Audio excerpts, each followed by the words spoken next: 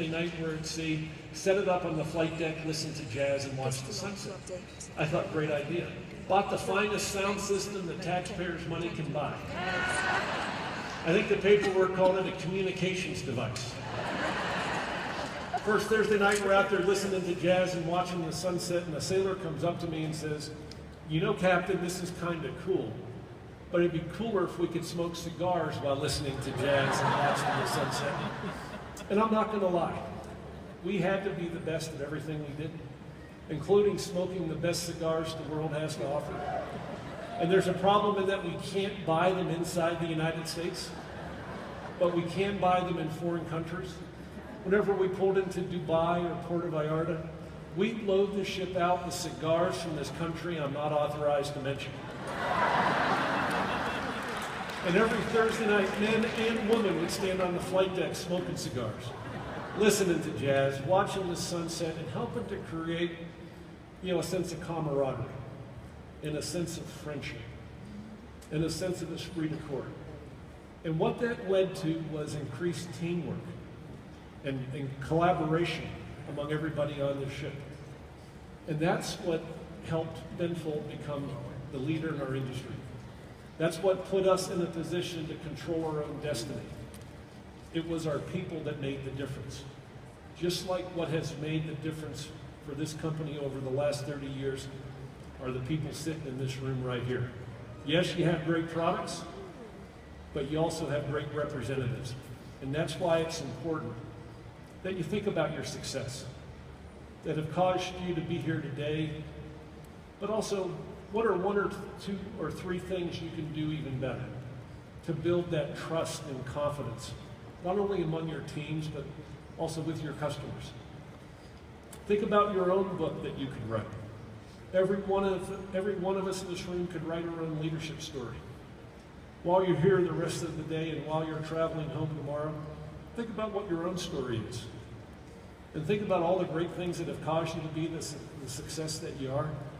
And then ask yourself, are there one or two things that you can do different on a daily basis to create a greater sense of trust so that you could be seen as that preferred solution provider to your customers? And to me, that's how you grow your business. That's how you stay safe. That's how you keep your customers safe as well. It all comes down to communications and influence. And that, my friends, is what we call leadership. So every once in a while, think about how you're showing up and how you could show up even better. For my change of command ceremony, instead of doing it in port and painting the ship and wasting a lot of taxpayers' money, I decided let's do it at sea during a week we're underway for training anyway. Weekend before getting underway, I FedExed 310 live lobsters from Maine out to San Diego. You know who's serving in our military today? They're hardworking men and women, but they never started out life at the top rung of the economic ladder. Most of my sailors had never even seen a live lobster, much less eat one.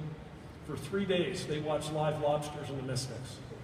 Wednesday night would have what I called the Last Supper, steak and lobster. Thursday morning, we assemble on the flight deck for the shortest change of command ceremony in the history of the U.S. Navy. Normally it lasts 60 to 90 minutes. Mine lasted 45 seconds.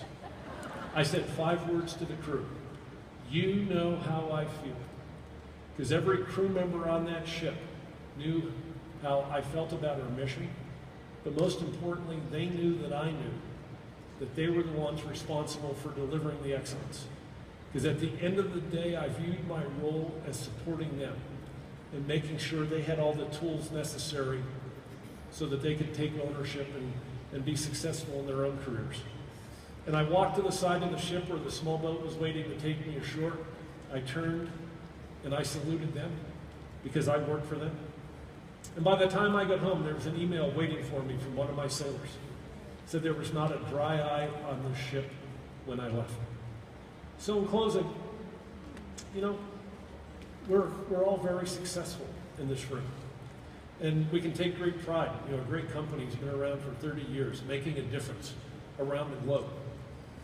And what's caused this company to be so successful is the people in this room. You know, people who are knowledgeable, but also people who have stepped up to the plate and become great leaders. And that's why it's important to never forget what caused you to be the success that you are today, but always be searching on how you can do things just a little bit better. How can you build that trust just a little bit more? How can you be more of a role model for your team so that you can work together, you know, to create greatness? It all comes down to having great products, but that's not the end of the story. It's about us and how we show up in our own leadership skills and how we communicate and influence our teams. So think about what your own story is while you're heading home.